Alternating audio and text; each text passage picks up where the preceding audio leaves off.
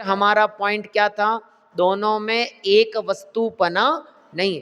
अब जब एक वस्तुपना नहीं है तो दोनों के भिन्न भिन्न जानने पर कर्ता कर्म की प्रवृत्ति चली गई, उसके जाने पर उसके निमित्त से होने वाला कर्म बंध भी चला गया और सिद्ध हो गया विषय क्या, कि ज्ञान मात्र से ही बंध का निरोध सिद्ध हो जाता है। बराबर।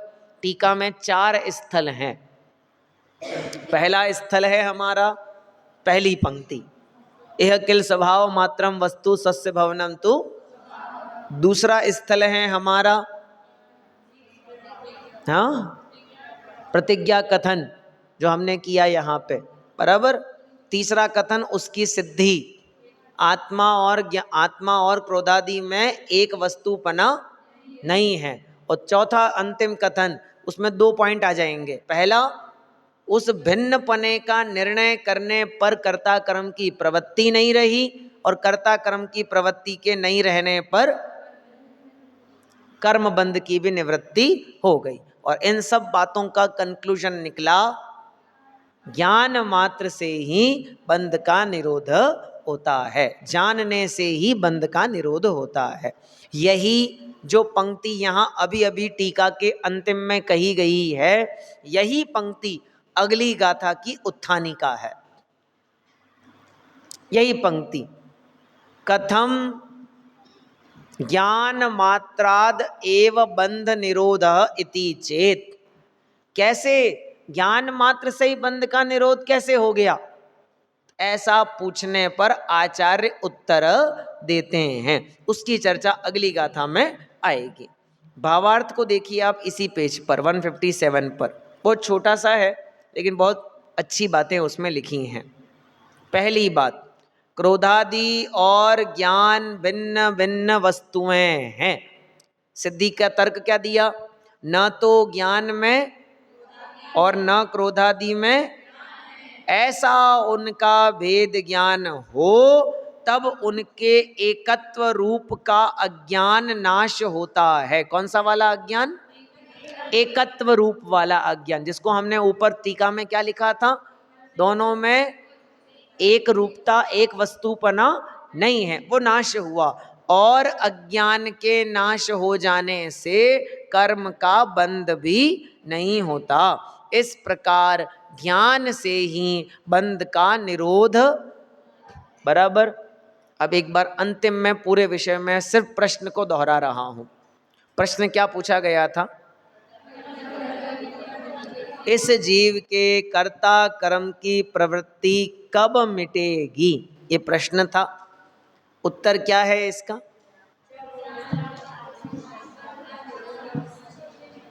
बस जब यह जीव आत्मा और आश्रवों में क्या जानेगा, विशेष अंतर जानेगा, तो इसके कर्ता कर्म की प्रवृत्ति मिट जाएगी। यही एकमात्र उपाय है।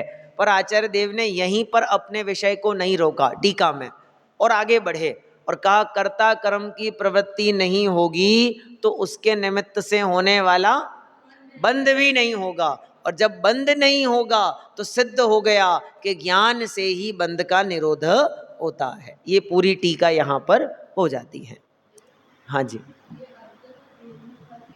कोई भेद ऐसा, हाँ आप ये कह सकते हो विशेष अंतर, जैसे मूल गाथा में दोनों शब्द साथ में दिए हैं, विशेष अंतर।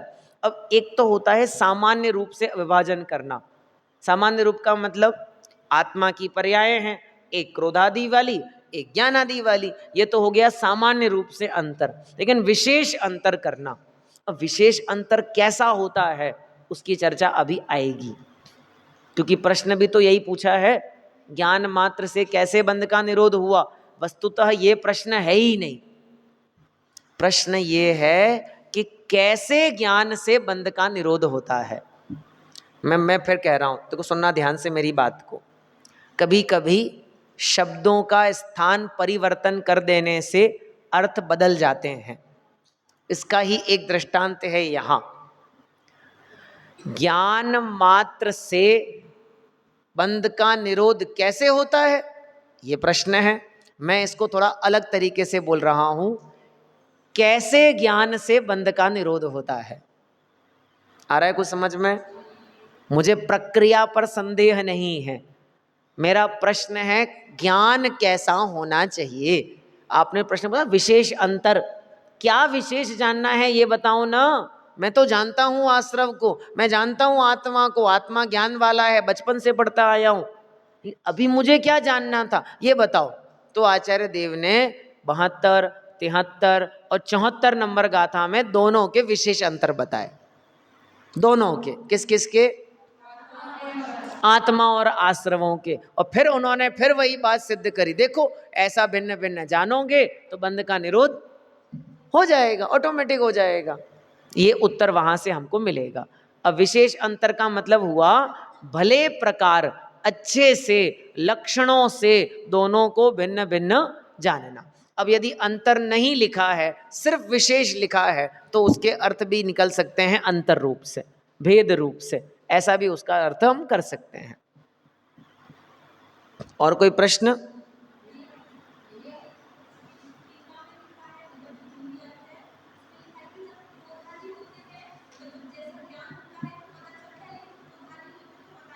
ऐसा नहीं लिखा?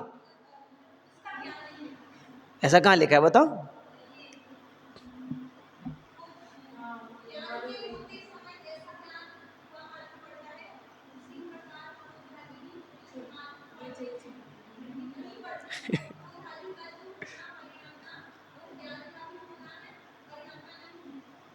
फिर से पढ़ो, फिर से पढ़ो। तीसरी पंक्ति हिंदी से, इसी टीका की हिंदी में तीसरी पंक्ति, यहीं से पढ़ूं। ज्ञान का जो होना परिणमना है, सो क्रोधादि का भी होना परिणमना नहीं है। ये पहला स्टेटमेंट। आगे, क्योंकि ज्ञान के होते समय जैसा ज्ञान होता हुआ मालूम पड़ता है, उस प्रकार क्रोधादि होते हुए मालूम नहीं पड़ते। क्या मतलब हुआ इसका? जैसा ज्ञान अनुभव में आता है, मैं ज्ञानी हूं, ऐसा मैं क्रोधादि रूप हूं, ऐसा अनुभव में नहीं आता। कब? जब मैं अपने ज्ञान स्वभाव का निर्णय करता हूं, तो उसमें ज्ञान में जितना मेरा जुड़ान दिखाई देता है, वैसा क्रोधादि में, मैं बहुत सरल करूं, मैंने इसलिए वहां पे 2 शब्द बोले थे, तादात्म्य और संयोग। और मैंने तब भी कहा था, पुनः दोहराता हूं विषय को, ज्ञान के साथ तादात्म्य होने से जीव सदा काल यह कह सकता है कि मैं ज्ञानी हूं, लेकिन क्रोधादि वाला हूं ये कब कह सकता है? जब वो हो रहे हो तब, और नहीं हो रहे हो तब तो नहीं कह सकता।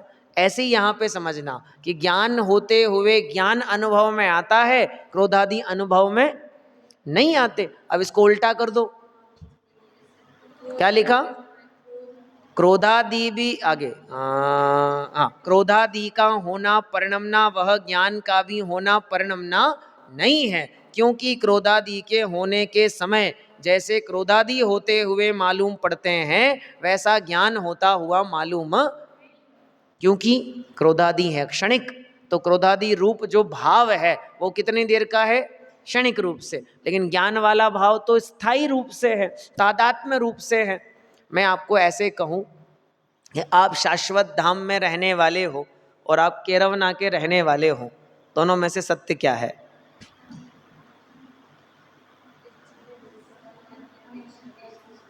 ये भी अस्थाई ही है, लेकिन कथन की अपेक्षा दृष्टांत को एक देशी मान करके आप लगा देना।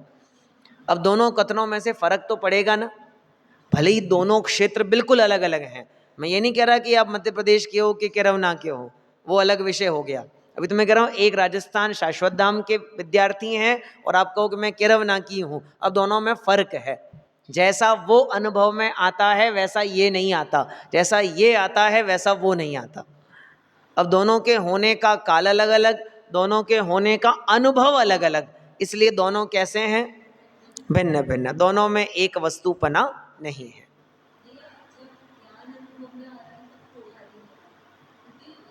देखो ऐसा लिखा है, जैसा ज्ञान अनुभव में आता है वैसा क्रोधादि नहीं आते। ये कब लिखा कि जब ज्ञान अनुभव तो क्रोधादि नहीं आते? फिर से पढ़ लो क्या लिखा है, देख लो।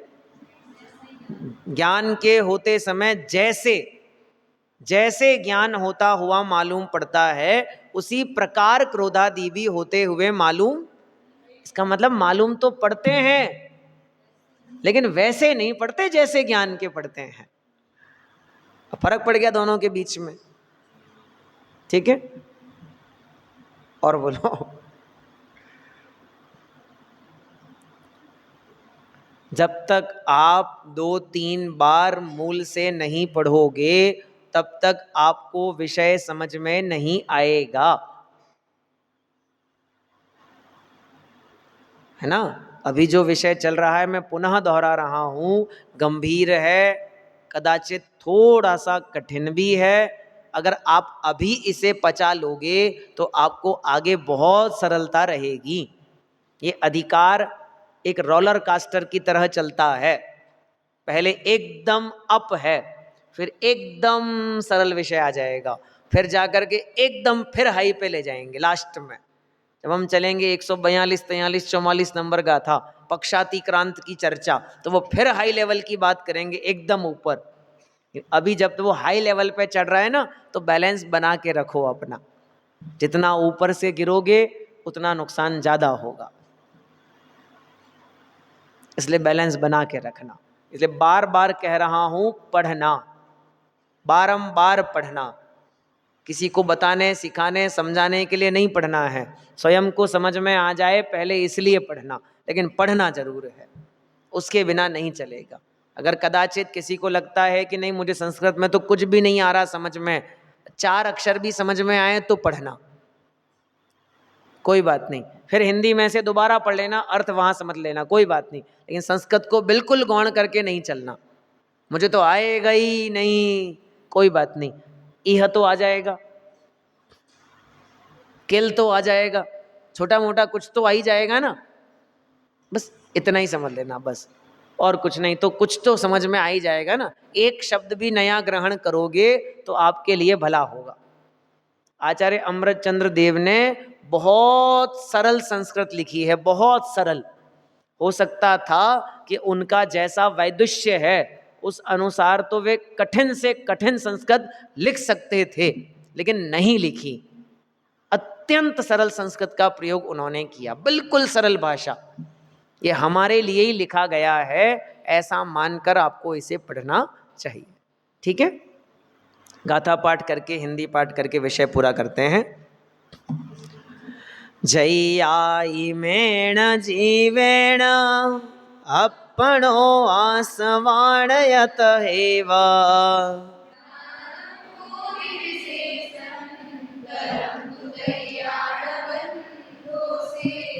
आत्मार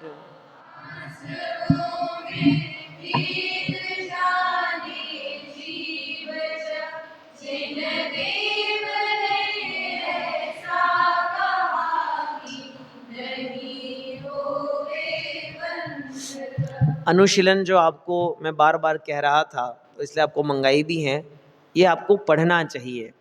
दादा की लिखी गई सर्व कृतियों में अनुशीलन एक उत्कृष्ट कृति है, उत्कृष्ट, बहुत जबरदस्त काम हुआ है समय सार अनुशीलन। इसलिए आपको इसे बहुत ध्यानपूर्वक इस पूरे विषय को पढ़ना चाहिए। अगर आप बहुत रुचि रखते हैं तो पढ़ना प्रवचन रत्नाकर को भी चाहिए, गुरुदेव श्री के प्रवचनों को जो इस विषय पे हुए हैं, अन्य अन्य समय सार नाटक के कलशों का, अन्य अन्य विद्वानों की टीकाओं का, उनका भी स्वाध्याय करना चाहिए। और कदाचित उतना हमारा नहीं बन पा रहा है तो कम से कम अनुशीलन का स्वाध्याय तो पूरा पूरा करना चाहिए। हर कक्षा में अनुशीलन का पूरा विषय नहीं आ सकता, लेकिन आपको अध्ययन अनुशीलन के पूरे विषय का करना चाहिए। ये मेरा आप लोगों से निवेदन। ओम नमः सिद्धि।